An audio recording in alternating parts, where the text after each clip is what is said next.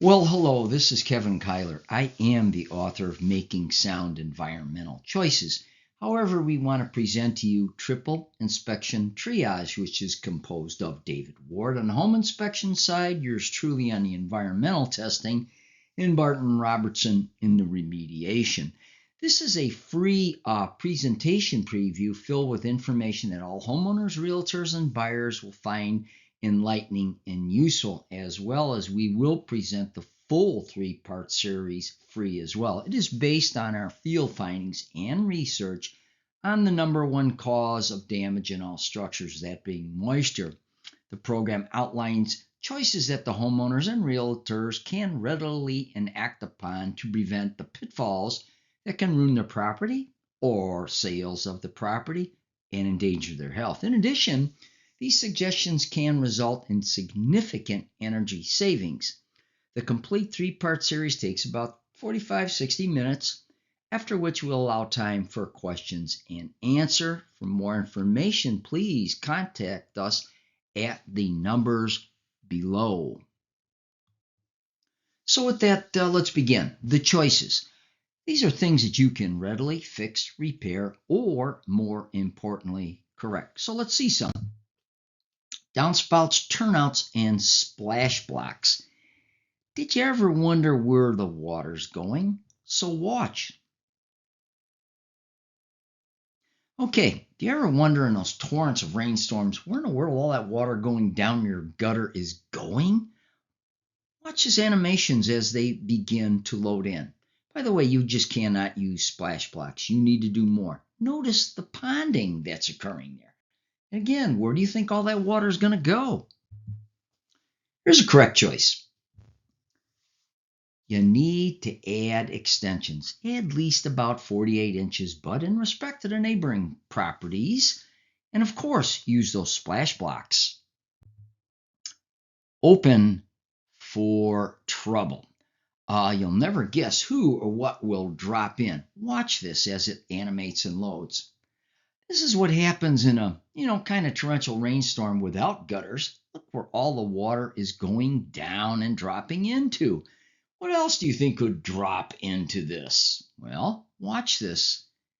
Watch yet another one animation that comes in. All right, look, you can get skunks. They can be extricated. Basements can be dried out. However, that young toddler would speak of a tragedy unspeakable if they fell in. Correct choice? Here it is. Solid covers. Now what else? Okay, you need to have inside locks. And you might ask, well, why would you do that? Because you don't want the unwanteds coming in. Come on, these areas are prime for burglars. One other thing I want you to make note of.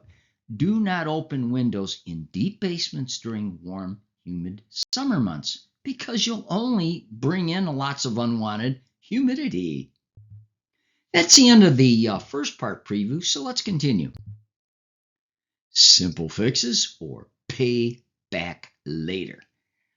All right, what do we got going here? Well, these are things that need to be caulked. So you need 10 ounces of silicone caulk and some elbow grease, and you got to get the job done because it will save you a ton of remediation later. Now, let's get a little more into this, so to speak. Let's get up on that ladder and do a little bit of inspection on failed caulk and a little bad design. Now, in this particular one right here, I'm sure Barton Robertson would like to speak of the remediation that would need to be done. But look what happened. That's what happens when things aren't taken care of. Simple fixes are a bad choice not to. Well, I like this one. These are all these service entrances that go into various homes. Okay.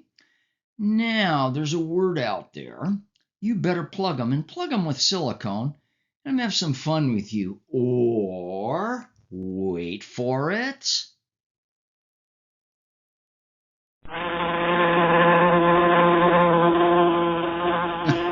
Did I scare you a little bit? Not trying to be too silly. What do you think is going in all those holes in your house? Those. And guess what?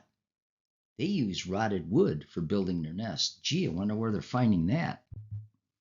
That's the end of part 2, so we're going to continue with that. The stack effect. Now pay attention to these red and blue arrows. There's a reason for this. It's going to help you understand what we're about to bring up. So it begins in at the basement. Air pressure differentials from bottom to top and outside to inside. It also includes subfloor gases and radon. Gee, look at those colors. You get the blue of the gases and the bad of the radon. You're going to get this in just a minute, so keep watching. All right, I'm going to bring in my pointer here to help us explain what in the world's going on. All right, let me start from here. Positive air pressure goes from the positive side into your house to the negative and just keeps going up and out. Hey, I'll explain that. Air pressure moves from positive to negative areas. That's a subset of the second law of thermodynamics. You can't change that. So let's bring in some important ellipses here to concentrate on those, because I'm sure David Ward, as you can see right on, and he does that as well, would like to explain a few things here. Look, pay attention to this, because air is coming in there, air is coming in there, and it's coming up from here. And by the way, if you've got radon in there, gee, I wonder what that stack effect could do with that. Are you getting the idea what the stack effect is about? Concerns and fixes. All right. These are Band-Aid effects. Okay, radon reduction is known as mitigation. Should always be reviewed and evaluated by the pros such as David Ward. Sub-slab venting is beyond the scope of remedies you can readily fix. So let's look at just some Band-Aids. Starting at the slab to foundation wall. First thing you're going to need to get is some decent silicone. And you know, the 10, 30 year, whatever they got, but get some good stuff, okay? Now after that, you got to start here. Caulk along the juncture of the slab to the foundation wall, because that has a good coefficient of expansion contraction. Concrete shrinks. Now let's go to what's called the control joint. Now this one happens to be done in clear, so let's get a direct view of this. Gee, cracked control joint. I'm sure Dave Ward will have some comments regarding what can come out of there. Continuing on. Okay, on to the floor slab. Now this material, as you see coming up, is known as hydraulic cements. Normally you just add some water. However, we tell you to do this. Instead of water, add this stuff. It's known as a latex binder. By the way, that stuff looks like milk. Don't drink it, okay?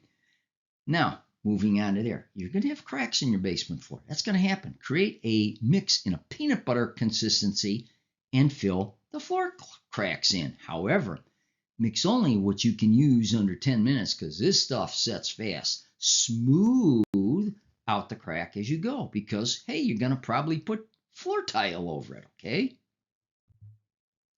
The sump pump, all right? And I'm sure Mr. Barton Robertson will have a few comments. Suggest integrating a gas-tight cover. That's not a gas-tight cover, folks. Now, that green instrument you see is known as an anemometer. It measures wind speed and air volume going through it. Look at that. 227 cubic feet of air is coming out of there. Boy, with that stack effect, where else might those potential mold spores be going in your house? Get it? Basements and what happens in the summer. Basements by nature, they're deep, dark, and damp. All the conditions conducive for microbial growth. Dehumidification is the answer. Well, we've bottomed out and we're on the basement floor. This also applies to crawl spaces, and hopefully yours is of concrete. Now that you've got this humidity, you need to dehumidify. You're going to need some fans and a mechanical dehumidifier. It's called, in the restoration industry, it's called chasing the moisture. So let's look at this. All right, this is what we feel is the most effective way to mechanically dehumidify a basement. So let's look at this. I'm going to keep my pointer in here and kind of guide you through this. Well, first off the top, your 20-inch box fans pointed in the same direction. Look, you can go clockwise or counterclockwise. That does not matter. Note these ellipses here, okay? as these fans blow off the walls, they're chasing the moisture like this toward the dehumidifier so it can dry. So read this with me down there. Keep the fans on low. Leave the system run 24/7 in this climate zone, which is climate zone 5. We have 7, by the way. Start in May. Shut them off in October.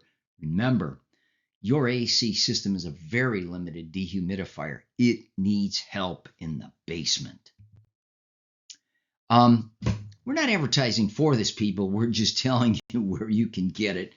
I'm sure you can see this. And by the way, I know there's other big box stores out there. Okay? All right. That's the 3-part preview series. We're at the end of the 3rd part. And there's a lot more to these. Okay? This is important. Remember, most of what we show you are things you can fix, repair, or correct. They are also green environmentally and can save you what? Gee, in this volatile economic climate, who doesn't want to save money? Now, if you want to contact us, David Ward, me, Kevin Kyler, and Barton Robertson, there's our numbers. We'd love to present the full 3-part series to you free. Thanks for watching.